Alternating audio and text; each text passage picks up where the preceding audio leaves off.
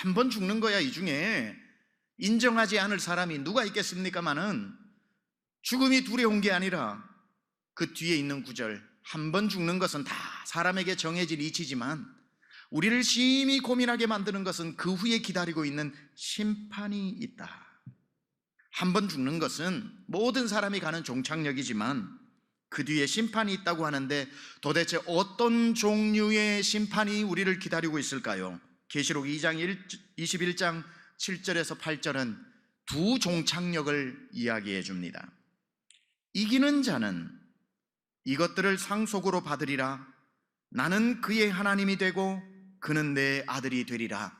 이기는 자는 하나님 나라에 들어가 하나님을 아버지로 모시고 우리는 하나님의 자녀로 살 수 있는 하나의 길이 있고, 그러나 두려워하는 자들과 믿지 아니하는 자들과 흉악한 자들과 살인하는 자들과 음행하는 자들과 점술가들과 우상 숭배자들과 거짓말하는 모든 자들, 이걸 통틀어 표현하는 게 믿지 않는 자들입니다. 믿지 않으니까 우상 숭배하고, 믿지 않으니까 음흉한 일을 하고, 믿지 않으니까 살인을 하고 음행을 하고, 그렇죠?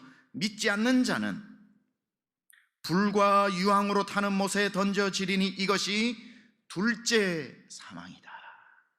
그러니 한 번 죽는 것은 사람에게 정해진 것이지만 그 후에 심판이 있는데, 심판에서는 형량을 매기게 되는데, 한 사람은 그 재판에서 승리해서 이기는 자가 되고, 그로 말미암아 그는 영원히 천국에 가서 하나님을 아버지라고 부르고 하나님의 자녀의 권세를 누리면서 그 천국에서 살게 되는 하나의 길이 있고, 반면에 믿지 않는 자들은 그 심판에 사망의 선고를 또 한 번 받아서 영원한 불못 지옥으로 들어가게 되니 이것을 일컬어 둘째 사망이라고 이야기합니다.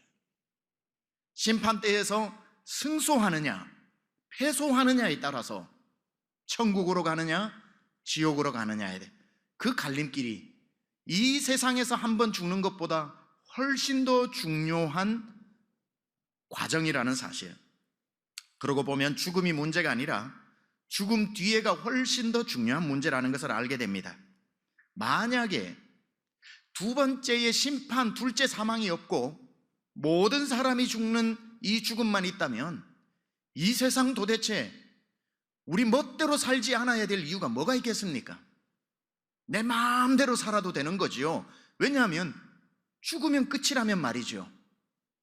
그러나 우리를 이토록 하나님을 의지하게 하고 이토록 하루를 신실하게 살게 만드는 것은 모든 사람이 경험하는 그 죽음이 끝이 아니라는 것을 분명히 알기 때문에 우리는 오늘 하루를 허투루 살지 않는 겁니다. 둘째 사망이 있고 심판에서 사망이 있고 생명의 길이 있다는 것을 아는 사람은 이 세상을 절대로 함부로 살지 않게 되는 것입니다. 오늘 전도자는 12절에서 14절에 본인이 이 인생을 살아와 보면서 많은 사람을 만나봤는데 소위 해 아래서 지혜롭다고 하는 사람도 만나보고 어리석기 짝이 없는 우매한 사람도 내가 다 만나보았는데 지혜롭게 살아도 우매하게 살아도 그 사람들이 해 아래에서 결국에는 당하게 되는 몇 가지 공통점이 있더라 라고 하면서 이렇게 밝히고 있습니다. 내가 돌이켜 지혜와 망령됨과 어리석음을 보았나니 왕 뒤에 오는 내 뒤에 오는 자는 무슨 일을 행할까? 이미 행한 지 오래전의 일일 뿐이라. 내가 보니 지혜가 우매보다 뛰어남이 빛이 어둠보다 뛰어난 같도다. 지혜자는 그의 눈이 그의 머릿속에 있고 우매자는 어둠 속에 다니지만 그들 모두가 당하는 일이 모두 같으리라는 것을 나도 깨달아 알았도다. 해 아래서 지혜자로 살아도 우매자로 살아도 결국에 그들이 만나는 한 곳, 당하는 일은 한 가지더라. 원어적으로 해석하면 그 모두가 한 가지 운명으로 떨어지더라 라고 이야기하니, 저는 지금부터 오늘 본문에 나오는 내용 중에 이 코엘렛, 지혜자, 전도자가 우매자와 지혜자가 결국에 똑같은 몇 가지를 자기가 찾아내었는데 그것이 무엇인지를 잠시 살피고 결론 부분에 여러분에게 중요한 메시지를 나눌까 합니다. 우매자나 지혜자가 무엇이 똑같은가 봤더니만, 첫째, 지혜자나 우매자나 이전에 있었던 일을 반복하는 것이 똑같더라. 아무리 이 해 아래에서 지혜로운 사람처럼 살아도, 아니면 지혜가 없다고 멸시를 당하고 살아도 가만 보니 지혜자도 옛날에 했던 걸 반복하는 것뿐이고, 다 지혜자나 우매한 자나 했던 걸 하는 것 외에 새로운 것을 하는 진짜 지혜자는 없더라. 12절에 이렇게 나오죠. 내가 돌이켜 지혜와 망령됨과 어리석음을 보았나니 왕 뒤에 오는 자는 무슨 일을 행할까? 이미 행한 지 오래전에 일만 행하더라. 다른 말로 해 아래 새 것이 없더라, 이 말이지요. 아무리 똑똑한 사람이 사람들을 불러 모아놓고 이것 보시오, 내가 이거 만들어냈다고, 나의 지혜를 다 동원해서 이걸 발견했다고 발명했다고 자랑해도 가만 역사를 되돌아보면 역사 속에서 누군가가 했던 것을 결국에는 반복하는 것뿐이더라. 아무리 해 아래 지혜를 가지고 새로운 것을 발견하려고 해도 해 아래 새로운 것은 없더라. 반복일 뿐이더라. 내가 아무리 모든 지혜를 동원해서 멋진 새로운 일을 발견해서 자랑하려고 해도 그것은 예전에 누군가가 모양은 조금 다르지만 이미 행한 일에 지나지 않으니 교만하지 말라는 거예요. 제가 여러 권의 책을 썼지만, 앞으로도 여러 권의 책을 써야겠지만, 제가 아무리 번뜩이는 책을 썼다고 해도 저는 잘 압니다. 다 예전에 누군가가 쓴 글들의 각주에 불과하다는 것. 해 아래 생겨나는 새로운 지혜는 없더라는 거지요. 제가 지금 막 교만하면서 내가 했지 하는 건 100년만 거슬러 올라가도 누군가가 이미 했던 것이고, 100년 전에 누군가가 자랑을 해봐야 또 200년 전에 누군가가 했던 것이고, 그렇게 거슬러 올라가다 보면 어디까지 가게 되냐면 하나님께까지 올라가게 되죠. 천하인간, 해 아래 인간이 그 무엇을 만들어내었다고 하더라도 그건 다 하나님이 이미 해놓으신 일의 반복이더라는 거죠. 하나님이 이미 다 하신 일에 대해서 인간이 반복하는 것뿐이더라. 인간의 지혜가 아무리 뛰어나도 하나님의 지혜를 이길 수 없고, 인간의 작품이 아무리 뛰어나도 이미 하나님이 해놓은 작품의 모조품에 불과한 것이고, 인간이 아무리 반짝이는 새로운 일을 해도 하나님이 행하신 일의 반복일 뿐인 거지요. 자기가 만들었다고 제일 속이는 자가 누구냐면 마귀입니다. 마귀는 우리에게 어떻게 유혹하냐면 세상이 자기 거라 그러고 자기가 만들었다 그러고 너 나한테 충성하면 내 거 줄게 하고 하나님 거 훔쳐가지고 자기 것처럼, 자기가 발명한 것처럼, 자기 지혜로 만든 것처럼 우리를 유혹합니다. 이렇게 얘기하죠. 나한테 충성해라, 내가 다 줄게, 내가 다 줄게 하는 것 중에 자기 게 하나도 없는데 다 하나님의 작품인데, 너가 나에게 충성을 하면 천하만국을 너에게 주겠다고 거짓말합니다. 마귀는 절대로 할 수 없는 게 없는 것을 있게 할 수 없습니다. 있는 걸 자기 것처럼 그렇게 속일 수는 있어도 결국 진짜 지혜자는 하나님의 것을 가지고 자기가 만든 것처럼 지혜를 자랑하는 자가 아니라 하나님의 창조를 인정하고 다 하나님의 것임을 받아들이고 그렇게 하나님 앞에 겸손하게 엎드릴 줄 아는 사람이 올람의 지혜, 해위의 지혜를 깨달은 사람이라고 이야기하는 겁니다. 어떤 사람이 올람의 지혜를 깨달은 사람이며 그렇다면 어떻게 살아가야 할까요? 겸손하게 살아야 한다는 겁니다. 내 것이 없고 내가 만든 게 없고 내 작품이 없기 때문에 하늘의 지혜를 깨달은 사람은 교만할 수가 없어요. 사람들이 박수를 보내도 그럼요, I am somebody, 내가 좀 특별하죠라고 얘기하지 않고 하늘 위의 지혜를 깨달은 사람이 이 땅에 놀라운 업적을 해도 뭐라고 고백하냐면 제가 한 것이 없습니다. 다 하나님 때문입니다. 하나님이 주신 지혜로, 하나님 주신 건강으로, 하나님이 주신 것으로 내가 이것을 했으니 모든 영광 하나님 앞에 솔리데오 글로리아라고 하나님을 겸손하게 고백하면서 영광을 자기가 취하지 않고 하나님 앞에 돌려드리는 사람, 그래서 진짜 하늘의 지혜를 깨달은 사람은 겸손한 사람입니다.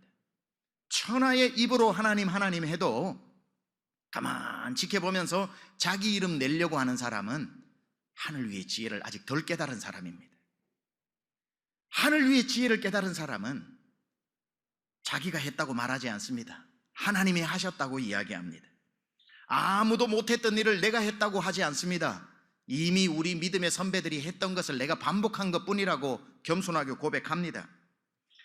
아무도 못하는 걸 내가 했지라고 얘기하지 않고 누구라도 할 수 있는 걸 그저 내가 한 것뿐이라고 겸손하게 이야기하는 거죠. 오늘 전도자가 해 아래 지혜를 보니 다 이전에 행한 것들 뿐이더라라고 이야기하는 것.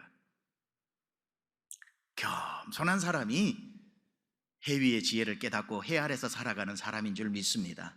이 전도자가 깨달은 두 번째 지혜자나 우매자의 공통점이 뭐냐면, 지혜자나 우매자나 역사 속에서 잊혀져 버리는 것은 같더라. 16절에 지혜자도 우매자와 함께 영원하도록 기억함을 얻지 못하나니 후일에는 모두 다 잊어버린 지 오래일 것임이라. 이 세상에서 인간이 하는 일 중에 영원히 기억될 게 없더라는 거예요. 아무리 지혜자가 지혜를 동원해서 천년 만년 갈 것 같은 것을 남겨둘지라도, 아무리 우매자가 자기의 작품을 만들어 놓을지라도 지혜자가 만든 작품이나 우매자가 만든 작품이 똑같은 것은 영원하지 않더라는 거예요. 잊혀져 버리고 사라져 버리더라는 겁니다. 그래서 해 위의 지혜를, 올람의 지혜를 깨닫지 못한 사람과 해 아래의 지혜로 살아가는 사람이 남기는 게 달라요. 그러니까 전도서의 제일 중요한 히브리어 하나가 이트론이라고 하는 단어인데, 유익, 남기다. 전도서는 계속 우리에게 묻는 질문이 무엇을 남길 것인가, 무엇이 이트론이냐라고 묻거든요. 근데 해 위의 지혜를 얻은 사람과 해 아래의 지혜를 얻은 사람이 남기는 게 다른데, 하나님을 모르는 사람은 자기의 재산을 박물관에 기증을 하고 세상을 떠나지만, 하나님을 아는 사람은 재산을 교회에 남기고 이 세상을 떠납니다. 영혼 구원을 위한 일이 결국에는 영원히 남는 유일한 것이라는 것을 알기 때문에 이 땅에서 영원할 줄 알고 기념하는 것이 아니라 하나님 나라의 영원한 것을 위해서 투자할 줄 아는 사람이 결국은 참된 올람의 지혜를 깨달은 사람이라는 거지요. 이 땅 위에서 아무리 저 푸른 초원 위에 그림 같은 집을 짓고 살아도 하늘 위에 집 한 채를 가지지 않은 사람은 영원하지 않은 집을 붙잡고 사는 어리석은 사람이라는 겁니다. 높은 곳에서 서울 시내가 한눈에 내려다 보이는 데서 살아도 그 사람이 하늘에 집 한 채가 없다면 불쌍한 사람 중에 불쌍한 사람이요, 가장 어리석은 사람 중에 어리석은 사람이라는 겁니다.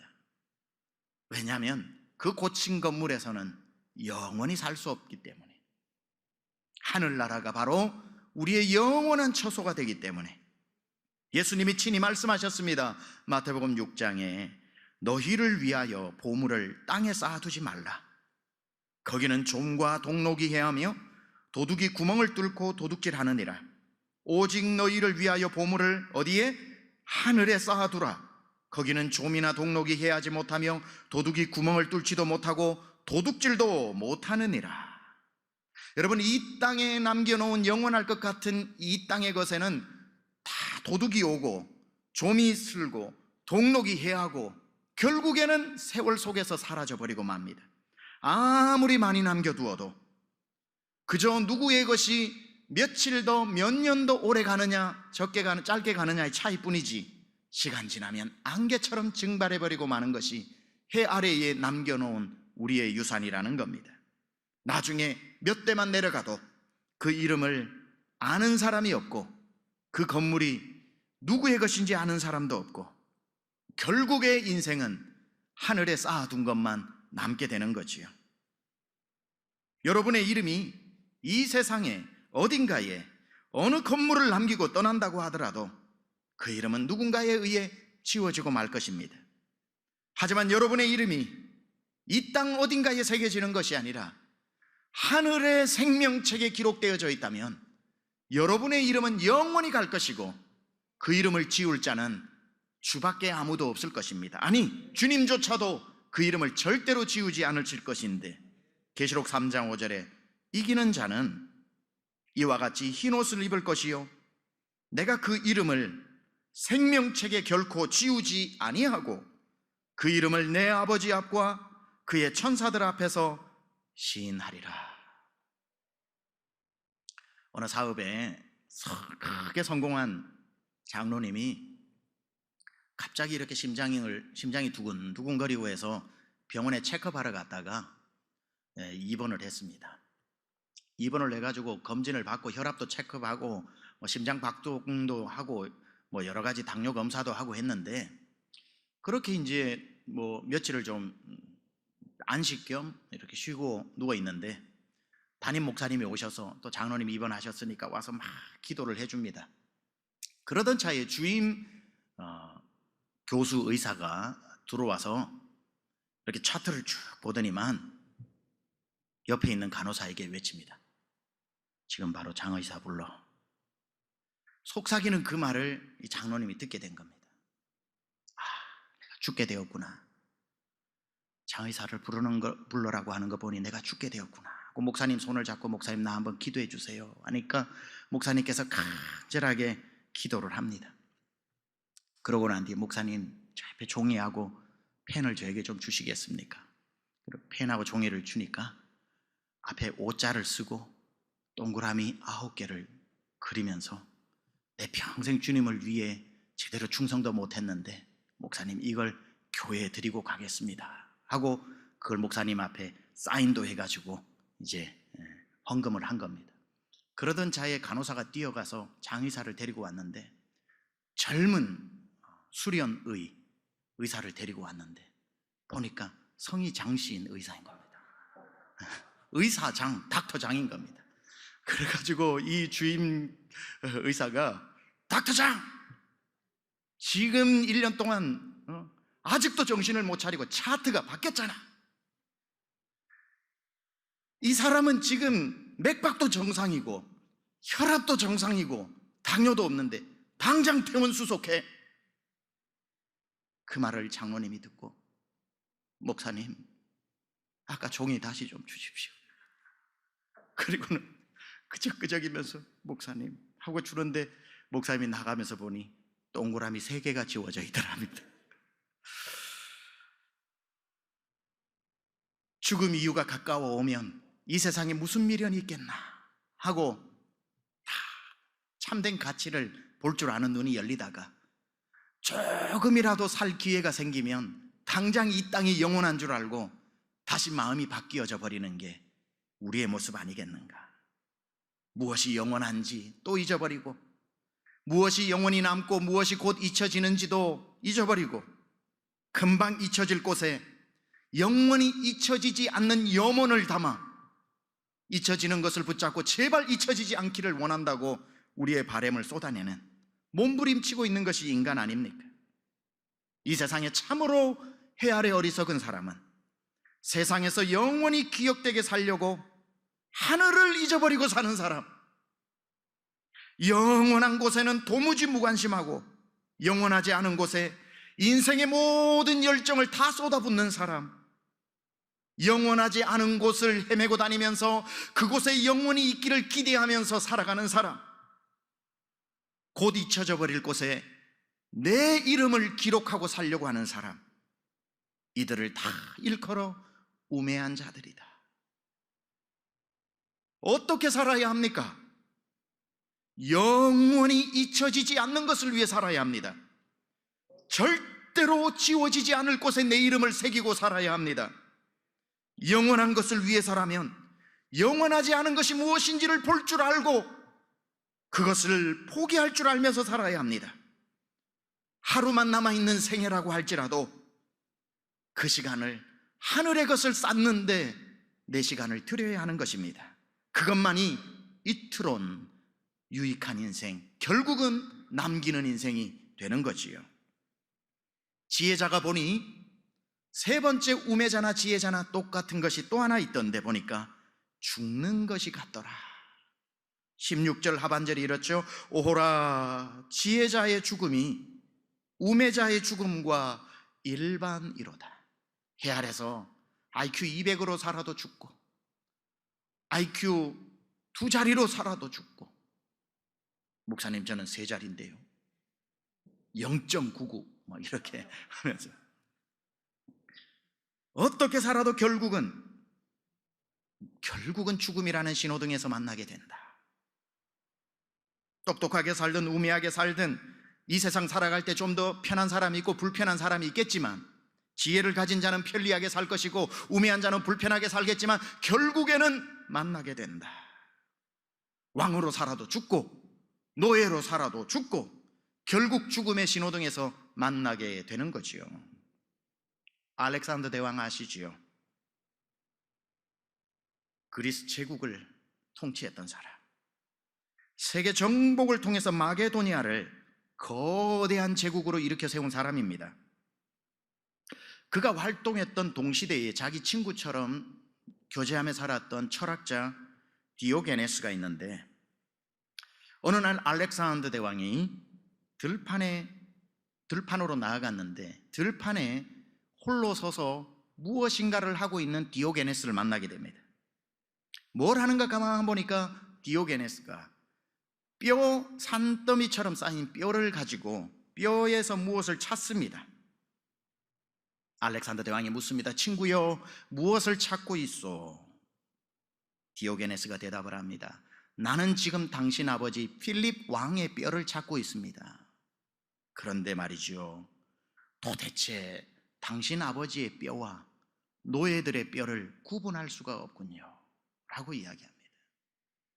왕으로 살아도 뼈 하나로 남고 노예로 살아도 뼈 하나를 남기는데, 그것이 뒤섞이다 보니 아무리 현자인 철학자라고 해도 어느 뼈가 대왕의 뼈고 어느 뼈가 노예의 뼈인지 알 수 없는 것이 인생이더라. 어떻게 살아도 죽음의 신호등에서 만났을 때에 그 죽음은 공평하게 다가오는 것이고 노예든 왕이든 죽음은 차별하지 않더라는 겁니다. 이런 죽음 앞에서 우리 인생 어떻게 살아야 할 것인가? 결론적으로 해 아래 살지만 하루하루의 삶이 어떤 삶이 되어야 하는가? 이미 우리 앞에 살아간 기가 막히게 아름다운 믿음의 조상들이 있습니다. 믿음의 선진들처럼 이제 우리는 살아야 합니다. 누구나 죽겠지만 죽음 뒤에 재판에서 패소해서 둘째 사망으로 들어가지 않고 이기는 자가 되어 승소하여 하나님의 자녀가 되고 하나님을 아버지라 부르고 영원한 천국으로 들어갔던 사람들의 그 경주를 뒤따라가야 합니다. 그게 어려운 것 같아도 성경은 우리 앞서 그 경주를 달려 천국으로 입성한 구름대처럼 많은 허다한 증인들이 있다고 히브리서 12장에도 이야기하고 있지요. 히브리서 12장 1절에는 이분들처럼 되기 위해 우리도 다른 박질을 달려가라고 이야기합니다. 이러므로 우리에게 구름같이 둘러싼 허다한 증인들이 있으니, 허다한 그 길이 한두 명 가는 게 아니라 힘들어서 어떻게 그 길을 달려가며 살아요 할 때에 무슨 말 하느냐? 너희 앞에 이 길을 늠름하게 달려간 허다한 증인들이 있다. 모든 무거운 것과 얽매이기 쉬운 죄를 벗어버리고 인내 하나만을 가지고 당신 앞에 놓여 있는 그 다른 박질을 경주하면서 달려가 천국으로 다 입성하기를 원한다. 여러분의 오늘의 삶은 경주하는 삶인데, 그 경주하는 삶이 죽음으로 끝나지 않고 요단강 건너가는 배 위에서도 다른 박질하고 심판대 앞에까지 달려가서 그 심판대가 지옥으로 가는 심판대가 아니라 영광의 면류관을 받는 시상대가 되기를 축원합니다. 천국에서 다 우리가 만날 때까지 이 땅이 아닌 천국에 쌓고 쌓아 그 나라에서 영원토록 주님과 동행하며 살 수 있는 준비하며 살아가는 저도 되고 여러분 되기를 우리 주 예수 그리스도 이름으로 축원합니다.